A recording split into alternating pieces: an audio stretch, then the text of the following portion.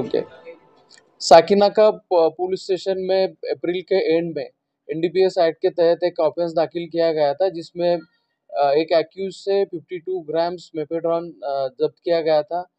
इस ऑफेंस के subsequent investigation में और 2 एक्यूज को अरेस्ट किया गया, जिनके पास से 4 किलो मेफेड्रॉन सीज किया गया।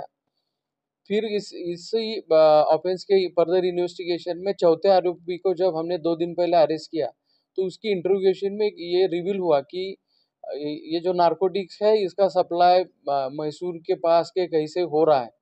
तो मैसूर एक टीम भेजी गई, उस टीम ने लोकल लेवल पे इन्वेस्टिगेशन किया, टेक्निकल एनालिसिस किया और इसी का यूज़ करते हुए फैक्ट्री का जो लोकेशन है वो पिन पॉइंट किया गया और इसी आधार पे लोकल पुलिस स्टेशन की हेल्प लेते हुए फैक्ट्री रेड की गई।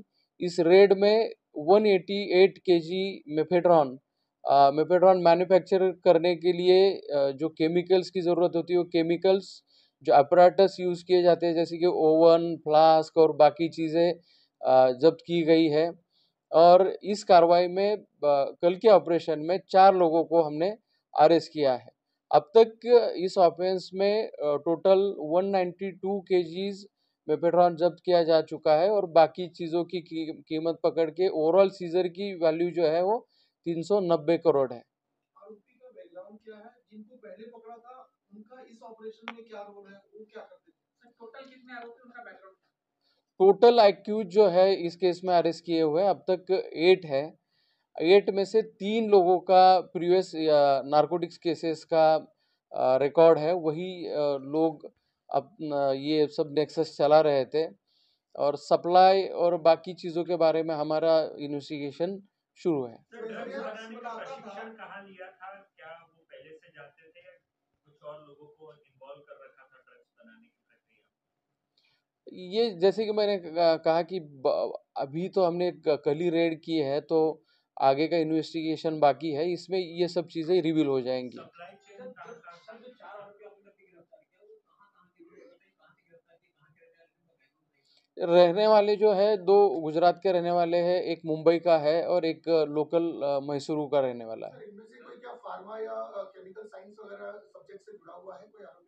वही हम चेक कर रहे हैं। Sir, is there international link, international racket है इसमें? जैसे कि अभी तो इन्वेस्टिगेशन बहुत ही प्राइमरी लेवल पे है, तो इसके लिंक्स भी हम इन्वेस्टिगेशन के दौरान निकालेंगे। सप्लाई कब से जो है ये फैक्ट्री चल रही थी, और दूसरा ये कि जो अलग-अलग राज्यों के आरोपी हैं, तो एक दूसरे को कैसे जानते थे? जो 3 लोग हैं, ये 8 में से जिनका रिकॉर्ड है, इन्होंने ही इनको एक साथ लाया था।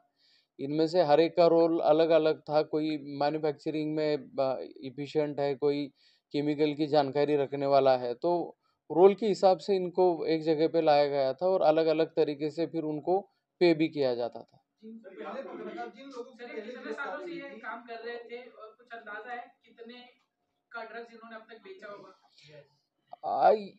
ड्रग कितना बेचा इसकी क्वांटिटी बताना थोड़ा मुश्किल है, लेकिन इनमें से एक आरोपी जो है, एक्यूज जो है, उसका पिछले 8 साल का रिकॉर्ड है। 8 साल में उसके खिलाफ तकरीबन 16 मामले दर्ज है, छोटे मोटे। उसमें बॉडी ऑफेंसेस है, कुछ एनडीपीएस एक्ट के तहत रजिस्टर किए हुए ऑफेंसेस है। उसका नाम क्या उसकी गिरफ्तारी पहले हुई थी सर? एक्यूज के नाम हम अभी रिवील नहीं कर सकते क्योंकि इन्वेस्टिगेशन बहुत ही इनिशियल स्टेज पे है। क्या पहले उसकी गिरफ्तारी हुई थी जिसने पुराना रिकॉर्ड रखा हो बेचने का? नहीं, अभी इन चारों में वो है। सर, इसमें मास्टरमाइंड कौन है या मास्टरमाइंड अभी भी तलाश जारी है?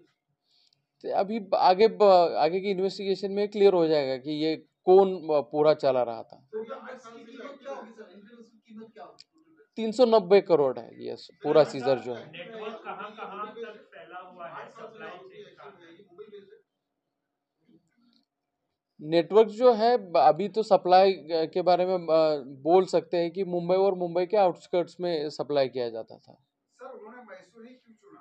मतलब महाराष्ट्र, गुजरात से आरोपी बिलोंग करते, तो व्हाई दे चूज मैसूर? एक है कि जब भी कोई मैन्युफैक्चरिंग यूनिट लगाता है तो वो कॉन्फिडेंशियल रहे, उस जगह पे शक ना हो।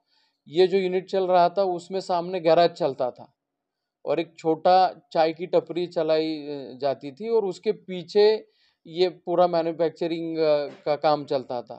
तो एक डिस्गाइज रखना और एक कॉन्फिडेंशियलिटी मेंटेन करना, ये दो ऑब्जेक्ट होंगे ऐसे मुझे लगता है। इलाका आइसोलेटेड था क्या सर? हाँ, थोड़ा आउटस्कर्ट्स है। सर ये कहाँ पे थी फैक्ट्री जहाँ पे ऑपरेट कर रहे थे? मैसूर का रिंग रोड बोला जाता है, रेलवे बाईपास, वहाँ पे ये फैक्ट्री लोकेटेड थी। इसमें और लोगों की गिरफ्तारी भी संभव है। वो आगे की इन्वेस्टिगेशन में जरूर होंगे और कुछ लोग अरेस्ट। सर जो ठीक 4 है। आरोपी अरेस्ट हुए उनका पीसी कब तक मिलेगा? पीसी को कोर्ट ने अभी जस्ट उनको प्रोड्यूस किया है। पीसी के लिए पता नहीं चला कि कितने दिन की दी है, लेकिन अभी चल रहा है कोर्ट में। इन आठ में से कोई ऐसा है जो बहुत नॉलेज रखता हो केमिकल का या ऐसे ड्रग्स के बारे में, ऐसा कोई ऐसा होगा? इसमें है ना, इसी वजह से तो ये मैन्युफैक्चर कर पा रहे थे। सर एजुकेशनल और फैमिली बैकग्राउंड कैसा है सर इन लोगों का? प्रोफेसर है, किस तरीके की जानकारी रखता है, किस तरीके से उसने लोगों को और साथ में लिया, उसकी जानकारी क्या है, किस तरह की पढ़ाई कर रखी है उसने? नहीं, हम जो 4 लोग वो मैन्युफैक्चरिंग यूनिट पे मिले उनके का बैकग्राउंड हम एक्चुअली चेक कर रहे हैं।